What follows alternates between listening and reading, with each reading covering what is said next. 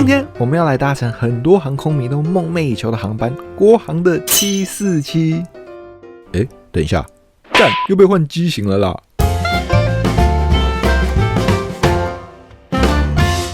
！Hello， 大家好，我是 Ben。沒錯，自從上次被長榮，想不到吧？之後，這是我開始拍片以來第二次被換機型。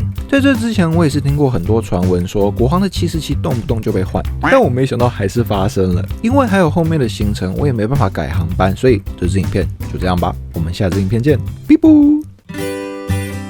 好啦，沒啦，機票都買了，我們還是拍一下了，好不好？雖然不是計劃中的747，但國航的 A330-300應該也是很值得拍的嗎？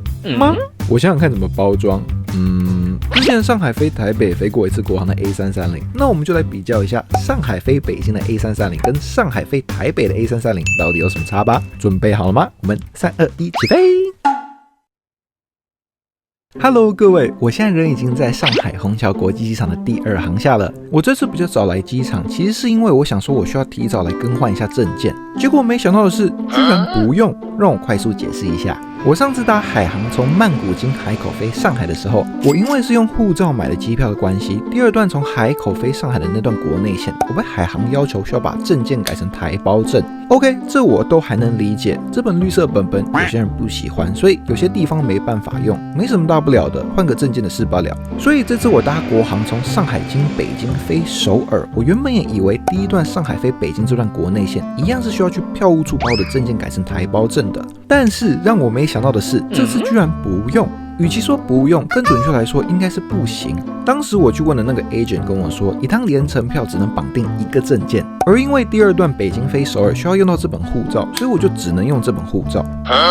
不用換證件，當然對我來說是輕鬆一點的事，我覺得蠻好的。但我同時也感到超級困惑。我當時搭海航的時候買的也是聯程票啊，為什麼當時需要換證件，這次卻不用呢？是不同航空公司所以不同的政策嗎？還是說國內線的先後順序是有差的？我不知道，有大神知道的話，歡迎解答一下我的無知。但反正我後面就拿着我的護照去 check in 過安檢了。怎麼說呢？是一個很微妙的感覺。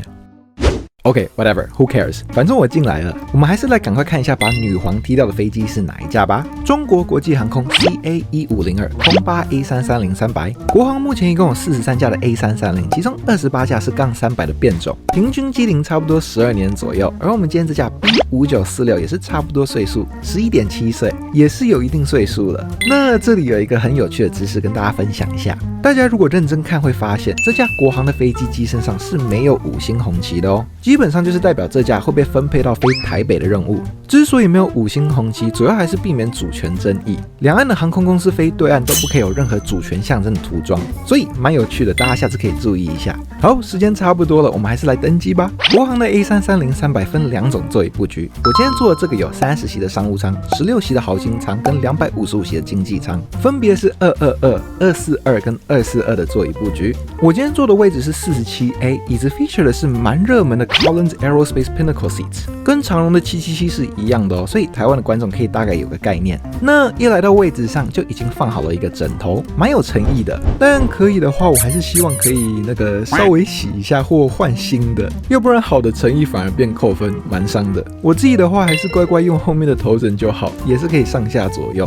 至於毛毯的話，也是可以跟空服追要的。雖然也不是我用過最舒服的毛毯，但這種短程的國內線，光是有提供就很棒了，給個大拇指。那我們就繼續來看看座椅環境的部分吧。窗戶是手拉的，上面則是只有 Personal Reading Light， 沒有 Personal Air Vent。椅具呢，就是1個拳頭多一丟丟，18寸的椅寬加上105度的後仰，其實還是很 generous 的，空間感還可以。但我真的很想吐槽一下椅背下面的這個 leg rest。你如果今天很貼椅背的話就算了，但你這個還特別凸出來 ，I really don't think this is needed。那順路往上走呢，就是一個網織的口袋，裡面放了1瓶水跟耳機。這點我倒是覺得蠻有心的，很少有航空公司會在這種短程航班提前發瓶裝水，更何況是國內線，所以我覺得很讚。不過剛讚美完就又要來吐槽一下了，這個杯架真的是卡到一個不行，機上的折疊式餐桌有些角落也沒有完全清乾淨。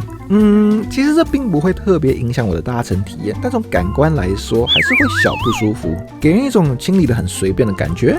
好，沒關係，我們繼續往上看，左上角這裡有一個 Kotak， 中間則是還多了一個 Literature Pocket， 裡面放了安全須知、清潔袋、空中娛樂指南跟飛行雜誌，又回到蠻好的狀態，東西很齊。但說到這個娛樂系統，我就不知道我會不會說一樣話了。我們先講優點，它是可調整的，然後電影娛樂選擇其實比我想象中要豐富。對，差不多就這樣。我是認真不知道它到底應不應該是觸屏的啦。之前搭去台北的那架 A330， 雖然觸屏的反應很怪也不靈敏，但至少還可以用。這次我是怎麼按都無法，所以要不是它不是觸屏的，要不然就是它壞了。我等於只能用非常尷尬的姿勢去操控位於把手上的這個遙控器。但你知道好笑的是什麼嗎？就是這個遙控器也是壞的，往上跟往右的按鈕直接掛掉，導致只要是在右邊上面的功能，我通通用不了。其中包括電視節目、音樂、遊戲跟 e-reader 都點不進去，就蠻傻眼的。不過往好處想，至少電影跟飛行地圖我還可以點進去，雖然跟硬體本身一樣，界面非常陽春，但我只要能看到我到哪裡就行了，沒有問題。而最後這裡我還想要再補充一下，那就是在國航的 A330 機上是有提供局限網絡的，也就是說你可以 access 他們的線上娛樂系統，它不是真正的網絡，國航貌似只有 A350 有，但你是可以用你自己的手機看電影、聽音樂跟玩遊戲的，搭配椅子下方每2人分一個的萬能插座，這多多少少彌補了前面那台破電視的不足，所以我覺得大家也是不用擔心會覺得過於無聊啦，還是有一些選擇的。好啦，以上就是這次國航 A330 的座椅環境嘛，畢竟不是什麼新飛機，也不是他們主推的旗艦產品，所以湊合搭一搭也是 OK 啦。飛機差不多開始倒退了，我們就安全影片看一看，然後先起飛吧。等一下空中見嘍，拜拜。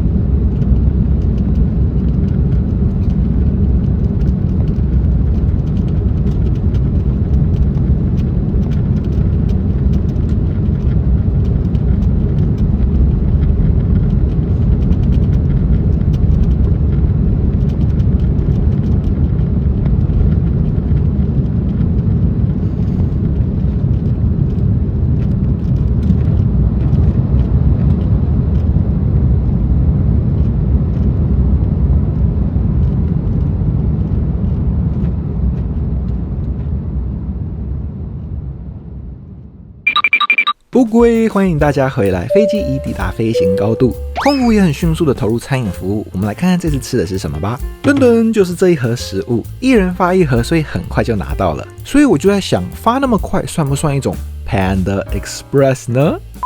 這次飛機餐只有一種選擇，蔥爆牛肉飯。那如果你不想吃，又或者不能吃的話，國航是可以放棄餐點來換里程的哦，所以大家可以考慮一下這個選擇。那我們就來看看這頓飛機餐到底值不值得拿去被換吧。老實說，我覺得主餐的部分還不錯，算是我在中國大陸及航空公司上面吃過比較好的了。米飯偏濕偏黏，但醬跟牛肉很下飯，熱騰騰的，還算是好吃的。不會吃辣的大家就不要學我作死加辣椒醬 ，The chili ain't chillin' at all。我們再來看看這個芒果慕斯蛋糕，我原本怕怕的，因為這種蛋糕超容易雷，但出乎意料的還可以，沒有到好吃，但至少不會死甜，奶油也沒有讓人覺得膩，是可以接受的，給過。最後吃完蛋糕還有優格跟這個海苔麻花，優格就是普通的優格，不知道有什麼好講，但這個麻花好吃耶，bite size 吃起來很方便，很 crunchy 的同時又不會太硬，配上一點不會 overpowering 的海苔提味，我覺得可以，吃光光。以上就是這次國航上海飛北京的飛機餐，大家覺得如何呢？我得說這次確實有超出我的預期。回想上次我搭國航飛台北那有點慘的飛機餐，這次真的是好很多。京滬航線也不愧是精品航線，就連國航也不敢來亂了，很棒。但如果每一條航線都是這個水準，那就更棒了。當然，吃完飯後我們也別忘記再來看一下廁所的部分。我想想怎麼說，這是一個走極簡風的廁所 ，baby 台 ，Kotak 馬桶墊。國航牌的潤膚乳洗手液，還有更多的洗手液，差不多就這樣。其實也真的沒什麼好抱怨的，跟上一集東航一樣，短程國內線只要能平靜的運口，我覺得都是 OK 的，所以合格。隨後我回座位沒多久，我們就也差不多準備要降落在北京的首都機場啦。第一次來北京，覺得神奇，但我也只不過在這裡待4個小時而已。接下來還要繼續轉機去首爾，搭乘國航的737-800。那支開箱影片我們就留到之後吧。我覺得這集比較適合把之前搭去台北的 A330 再搬出來一次。Well, for those who don't know， 這次飛去台北國航 A333 影片，因為種種原因，之前被我刪掉了。但我覺得小可惜，畢竟還是很多人沒看過，所以就再允許我把精華重播一次吧。對於那些看過的人，謝謝你，就當聽我說話，陪我回顧一下吧，愛你哦。那次搭乘的是上海浦東前往台北桃園的中國國際航空 CA195 A330-300。從飛機編號 B5913 看來，座椅布局應該是跟大家去北京那段是一樣的。但讓我有點困惑的是，座椅細節有些許的不同，不清楚是怎樣。但反正我們就重點來看一下那些不同或值得提出的點吧。首先就是下面那個 leg rest 跟上面的 literature pocket 都沒了，下面的網織口袋也變成這種布料的，所以所有的 literature 全部都塞到這個裡面。但讓人驚人相似的就是沒有特別上心的機艙維護工作，餐桌跟一些角落都髒髒的，有些燈壞掉了沒修。娛樂系統這次雖然確定是可以觸屏的，但有些點按了還是沒反應。雖然11歲的機齡也不算年輕，但感覺也不至於到這個程度吧。國航這點真的是需要加油一下。然後感覺我們可以再直接跳到先前提到過的飛機餐。這個飛機餐我當時就覺得沒什麼儀式感，它不像飛北京那段，至少是一整個 set 的感覺，還提供餐具讓你享用。這次就直接發一個肉夾饃跟一盒零食。肉夾饃我其實覺得蠻棒的，很有中国特色的同時口味也蠻好的，料給的也很足。但這盒零食我不知道大家怎麼想啊，但我覺得有一種廉價感，裡面有優格、旺旺小小酥跟巧克力棒。不是說這些不好或什麼的，但就都是一些你去超市可以隨便買到的東西，少了那麼一點點的誠意，一點點飛機餐的感覺。不知道我這樣講會不會要求太高？才1個半小時的航程而已，有吃的還敢叫？但對比飛北京那段，我覺得這絕對是個降級。國航不同航線是有差距的，感覺是我想講的東西，所以大家如果特別在意的話，可以注意一下。好啦，以上就是飛台北那段的超級濃縮版，其他點跟第一段基本上沒什麼兩樣，所以就沒特別重複了。但我覺得我可以來總結一下國航的 A330。我有聽說過，國航只要是飛北京或北京出發的，基本上會稍微好一點。看起來好像真的是這樣，至少根據我這2次的經驗啦，可能需要多搭幾次。再來就是國航的維護跟清潔真的要加強。我不知道其他的機型狀況如何，但從我這2次搭 A330來看，真的是有進步空間。飛機可以舊沒關係，但東西壞了可以修，乾淨更是我認為最基本的，所以這點我還是覺得可以加強一下。最後我知道很多人可能會開始逼國航便宜，要求那麼多，為什麼不要搭？確實，國航在某些航線上，特別是飛歐洲，常常可以找到非常優惠的價格。也是啦，1分錢1分貨，價格對的話，大家沒意見，我也為你開心。我也只是想分享我的經歷，提供大家參考而已。大家願意花多少錢選擇這個產品，就讓各位自己去決定嘍。最後，如果你喜歡這種開箱影片的話，也別忘記幫我按讚、分享、收藏、訂閱。最近破1萬訂閱了，感謝大家的支持。隨着頻道的成長，我最近也決定開通頻道的會員了。拍攝製作這些影片並不容易，成本也不便宜，所以如果你願意支持我的頻道以及相關內容的話，歡迎各位乾爹乾媽請我喝一杯珍奶，我會繼續努力創造更多內容的。謝謝大家。下一期我們會從亞洲跳到北美加拿大，來看看加拿大這邊的國內線又是一個什麼樣的景色吧。那我們就下次影片見嘍，拜拜。